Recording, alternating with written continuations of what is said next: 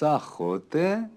սա գերանդի, գերանդիով խոտը պոկում են, կովը ուտում է, կովը կաթ է տալիս, ալիկը կաթը խմում է, մեծանում է, դաս է սովորում, խոտ։ Հայաստանում տեսնում ենք լանդշաֆտների զարմանալի բազմազանություն։ Լեռնատափաստանային լանդշաֆտը փոխվում է մերձալպյան տեսարանով։ Դուրս ես գալիս անտառից և միանգամից հայտնվում մարգագետնում։ Մեր առջև բուսական և կենդանական աշխարհը բացահայտում է իր յուրօրինակությունը և հարստությունը։ Բնության այս շքեղության մեջ հանդիպում ես արածող կենդանիների, կովերի, այծերի, ոչխարների։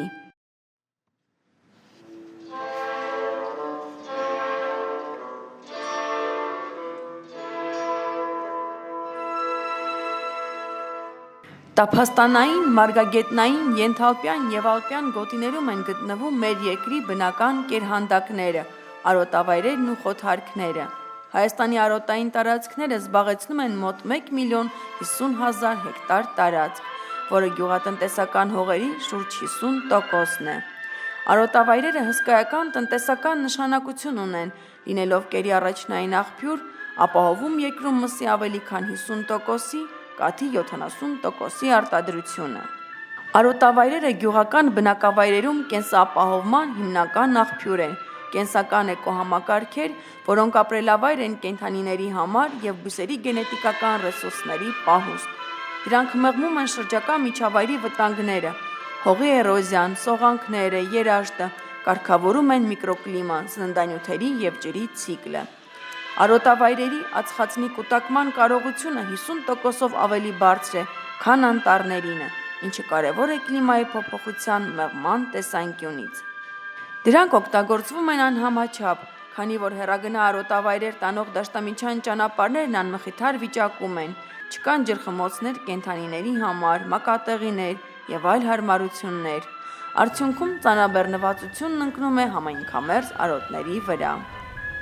Փոքր տնտեսվարման պարագայում բնականաբար օրինակ հեռագնա արոտների օգտագործումը դառնում է տեխնիկատնտեսական տեսանկյունից քիչ արդարացված, եւ սա դարձել է պատճառ, որ օգտագործվող տարածքները հիմնական համայնքամերձ հատվածներն են եղել, որոնք էլ գերբեռնված օգտագործման պարագայում բնականաբար դեգրադացվել շարքից դուրս են եկել։ Խախտված էկոհամակարգ ունեցող արոտավայրերը կորցնում են կենսունակությունը և առավել խոցելի են կլիմայական ռիսկերի նկատմամբ։ Ջերմաստիճանի բարձրացում իր հետ բերում է նաև խոնավության գործոնի բավականին փոփոխությունների, խոնավության հետ կապված տեղումների կրճատում, տեղումների ուրեմն սեզոնայնության հետ կապված փոփոխությունները ինքնին ազդում է լանդշաֆտային բուսածածկի վրա։ Եվ սա այն ամենամեծ խնդիրն է, որ կարող է բերել լանդշաֆտային բուսածածկերի փոփոխման, որտեղ նաև մենք որպես մասնագետներ դիտարկում ենք այլևս խոնավասեր կամ չափավոր խոնավասերները սկսել են արդեն հարկադիր միգրացիայի դեպի բարձրադիր լանդշաֆտներ մերձալպյան, ալպյան գոտիները, իսկ այդ անտառային կամ տափաստանային գոտիներում արդեն սկսել են դոմինանտներ չորադիմացկուները։ Հայաստանի կենդանի լանդշաֆտները շուկայի զարգացման համար ծրագրի նպատակներից է ապահովել արոտավայրերի էկոլոգիական կայունությունը, ձգտելով ստանալ բարձր տնտեսական ցուցանիշներ։ Մշակվել են արոտ կառավարման պլաններ հերթափոխային արածեցմամբ և օրացույցային գրաֆիկով։ Արոտավայրերի կառավարման պլաններ են մշակվել Լոռու, Տավուշի, Վայոց ձորի և Սյունիքի մարզերի 14 շահառու բնակավայրերի համար։ Մենք մշակեցինք կամ վերանայեցինք մեր բոլոր շահառու բնակավայրերի համար արոտ կառավարման պլանները։ Ինչը իրենց ներկայացնում է այդ կառավարման պլանը։ Դա մի փաստաթուղթ է, որտեղ որ ներառված է տեղեկություն տվյալ բնակավայրում առկա գլխաքանակի մասին, կերային բազայի մասին, այսինքն ինչքան արոտներ, ինչ տարածքի արոտներ ունեն, եւ առաջարկվում է հենված է ինքը հերթափոխային արածեցման սկզբունքի վրա եւ առաջարկում է օրացույցային գրաֆիկ, որտեղ որ ներկայացվում է թե ինչ հաջորդականությամբ եւ ինչպես պետք է իրականացվի արածեցումը, որպեսզի դա լինի հավասարաչափ եւ շրջակա միջավայրի ազդեցությունը հասցվի նվազագույնի եւ անասունը լինի կուշտ եւ արտադրողականությունը լինի բարձր։ նմանատիպ գործառույթը, որ իրականացում է այս ծրագրի շրջանակներում, որը միտված է լանդշաֆտների ճիշտ կառավարմանը, իդեմս արոտների ճիշտ օգտագործմանը, ունի իր հետ սոցիալական բաղադրիչի հետ միասին ունի նաև բնապահպանական շատ մեծ կարևորություն։ Ճիշտ կառավարման են գործառույթները, որ մենք դիտարկում ենք, մենք հաշվի չենք առնում միայն, որ կենդանների կերապահովման խնդիր լուծենք։ Մենք հաշվի ենք առնում մեկ կարևոր բան, որ պահպանել բնական ռեսուրսը այնպիսի վիճակով, որ դարերի ընթացքում եւ շարունակաբար օգտագործման հնարավորություններ ունենա։ Արոտ կառավարման, կլիմայի փոփոխության եւ բնական պաշարների կայուն օգտագործման թեմաներով դասընթացներ դիմերի աշխատակիցների ու գյուղացիների համար։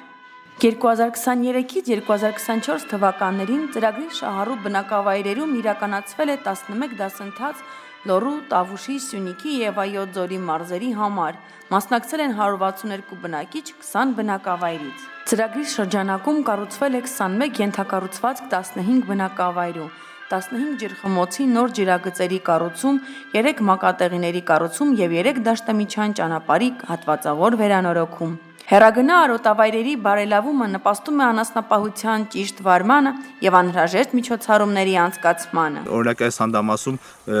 մոտակա ջուրը ենթադրենք 800 կամ 900 մետր հեռավորության վրա է, մարդիկ իրենց առօրյա աշխատանքները կատարում, ինչպես նաև անասունների ջրելու համար բավականին ժամանակ եւ ռեսուրս էին ծախսում, սակայն բարելավումը արդեն իսկ մարդկանց կյանքը հեշտացնում է եւ որոշակի գայթակղություն է առաջացնում կամ ավելի է ցանկությունը չի փոքրանում սար գալու համար, իսկ մակատեղիների դեպքում անասունների սրսկելու որոշ պրոցեսներ հաճախ հեռագնա սարերում բաց էին թողնվում, քանի որ արդեն խոշորացված անասուններին հնարավոր չէ ինչ-որտեղ հատուկ հավաքել եւ այնտեղ պատվաստումները իրականացնել։ Արժե հիշատակել մակատեղի կառուցումը, որը մինչև այժմ չենք ունեցել, մակատեղին կառուցվել է այնպիսի վայրում, որտեղ որ հիմնական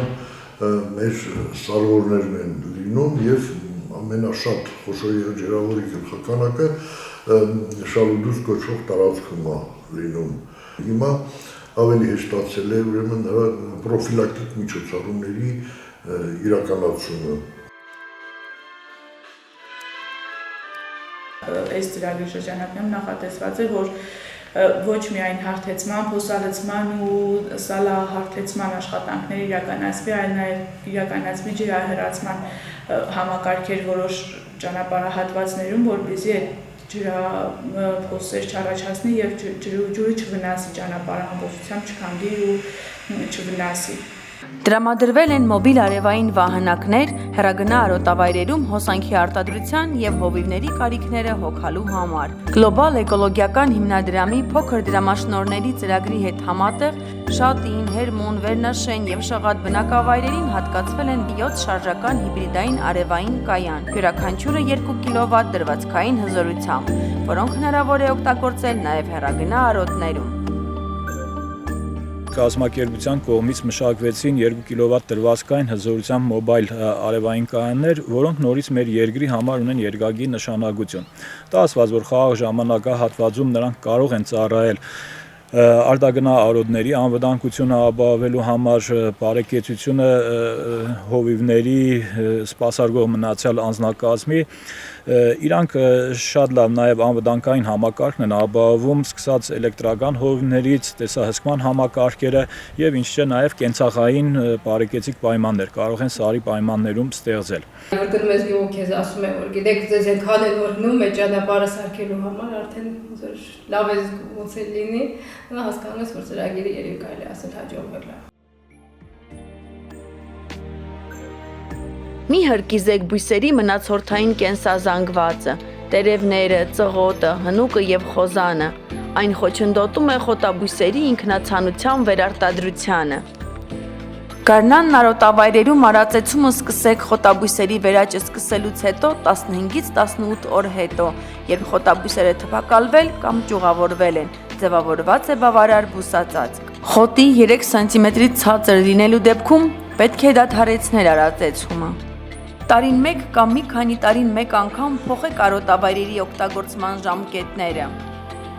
Աշնանն արոտավայրերում արածեցումները դադարեցրեք կայուն ցրտերը սկսվելուց 20-ից 25 օր առաջ, խոտաբույսերին հնարավորություն ապահովելով կայուն ձմեռմանն անցնելու համար։